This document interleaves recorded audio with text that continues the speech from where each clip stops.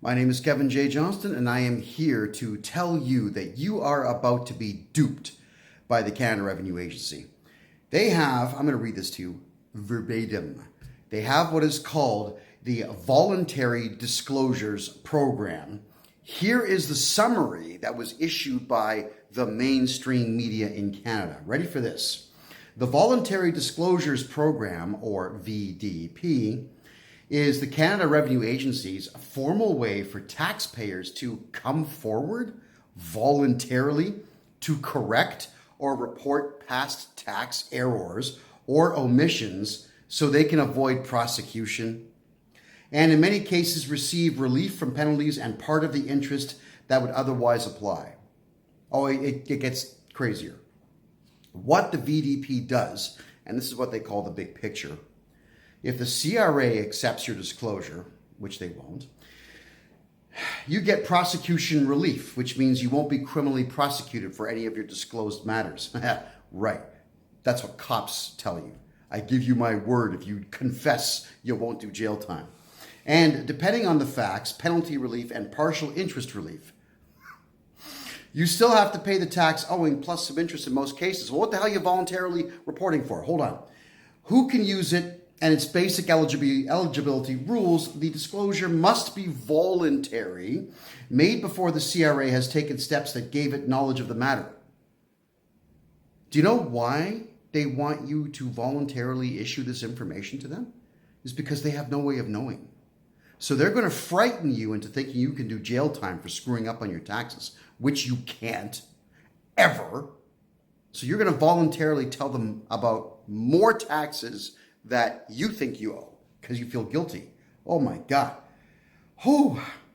So you must provide full and accurate information and accompanied by payment of taxes owing or an arrangement to pay. So check this out. Let's say you did taxes 5 years ago and you got money back. And then you think, yeah, I don't want to go to jail because the CRA says I'm going to go to jail. So in your mind, you have to go back 5 years in your thought processes, and then you're going to spend time that you're not getting paid for to redo your taxes to tell the CRA, hey, you know what? I'm sorry, I bought a giraffe and I should not have written that off. Please don't put me in jail, and here's a check. How about this? How about just don't redo your taxes if you got money back? We redo your taxes at our end if you paid. Then I get you that money back. This is insane. I'm going to continue. The CRA offers anonymous pre-disclosure discussion service if you're unsure whether to apply. So you're going to call the CRA saying, hey, should I redo my taxes and voluntarily disclose that I wrote too many things off? You know what they're going to say is yes, immediately. Otherwise, you're going to jail. That's what they're going to tell you because they do this all the time. How to apply, the practical steps. The CRA's recommended route is to complete Form RC-199, which is the VDP application, and you are a moron if you do that, or send a letter containing the same information, and you're even dumber if you do that. The form is available from the CRA website, conveniently, and the CRA has guidance pages explaining what to include. There's also a pre-disclosure process to discuss your case anonymously first. You really think that they're going to protect your identity? They're going to be laughing. Another idiot filled the form out. That's what they're going to say in there. All right. You know what? This is just more rules. I'm going to go back to the first paragraph. I'm floored at what I'm hearing here. So if the CRA accepts your disclosure, you get prosecution relief. That's the big one there. So they're actually telling the public, you won't go to jail if you redo your taxes and give us money. That sounds like what? Intimidation, uttering threats, extortion. It's absolutely fraud. But here is the problem with all of you, Canada. You're going to look at this and you're going to see this as some kind of golden opportunity to not do jail time. So now let me explain how the process in Canada works. Somebody has to accuse you of a crime. You need to be accused of a crime. And when the person makes the accusation, the cops, most of them are pretty dumb in Canada, but you're still not going to get arrested for spitting on the floor.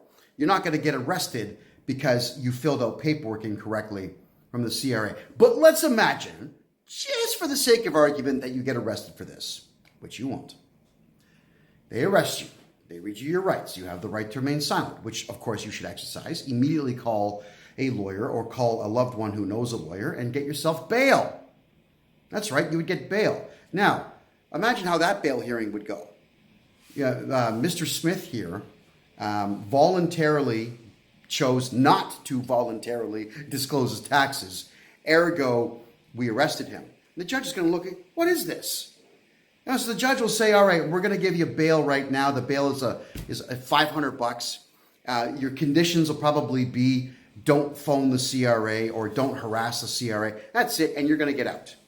And then your lawyer is going to argue with the Crown to state, you've got nothing here.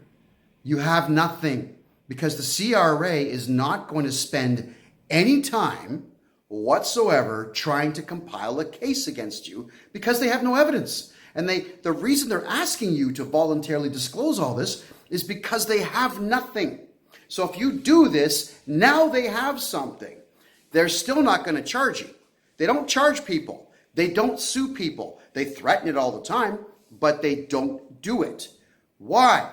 Because they're going to lose. Jail in Canada. Let's talk about jail in Canada. If you look my name up, you will see that the Canadian media has called me every name under the sun. Racist, Islamophobic, homophobic, criminal intent, harassment, whatever. All of it. You know why? It's because I expose the Canadian government and I teach Canadians what their rights are, and I teach you the differences between laws and statutes and acts, and I teach you how to protect yourself. And they don't like that. Why? Because I am weakening their position.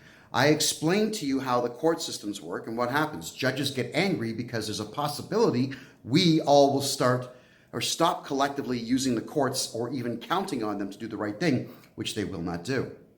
And none of us should be using the courts anymore except to hurt members of the government. So in this case here with jail, the Canadian government didn't like the fact that I was teaching Canadians this. So what do? They locked me up. They filed 75 criminal charges against me and then dropped them all. Why? Because they tried to break my spirit and it didn't work. In fact, there was one jail guard said, we got to get this guy out of here because he's teaching all the inmates their rights. Yeah, I did fine in prison because I was there teaching every single inmate, most of whom were there for things like expired driver's license or an argument with a girlfriend. Yeah, all that tax money was in there. I was teaching them all the rights. I was teaching them how to win. I was explaining the law to all of them. So you know what they did? They threw me out of prison.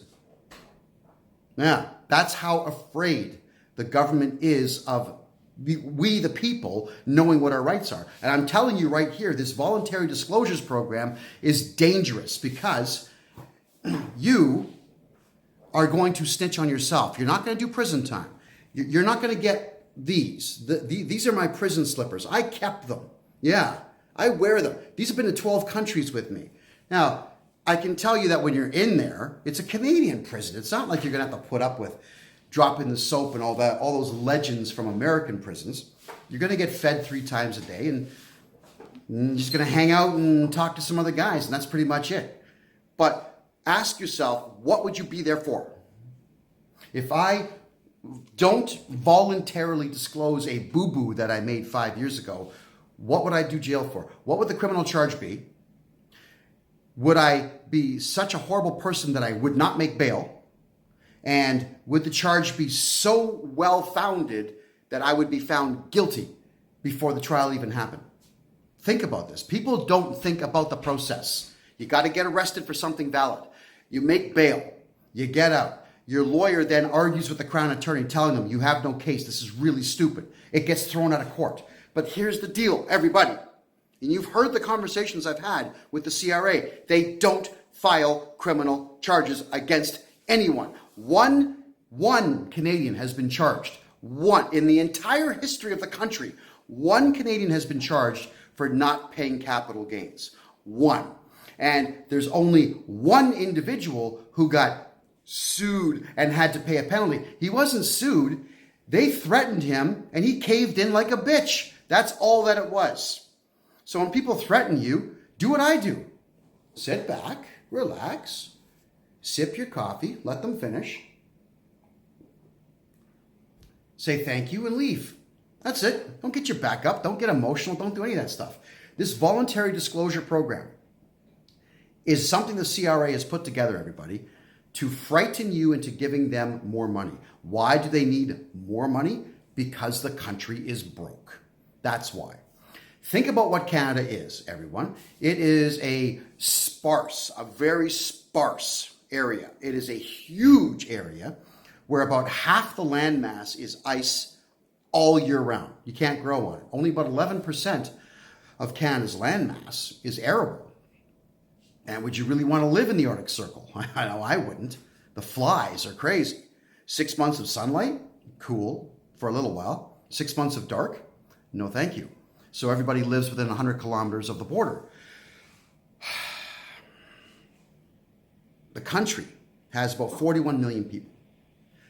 11 million of them were brought in from third world countries where they had no skills and no capacity to speak English or French or anything else that would be recognizable as a useful use of language that could set them down the pathway of working or starting businesses.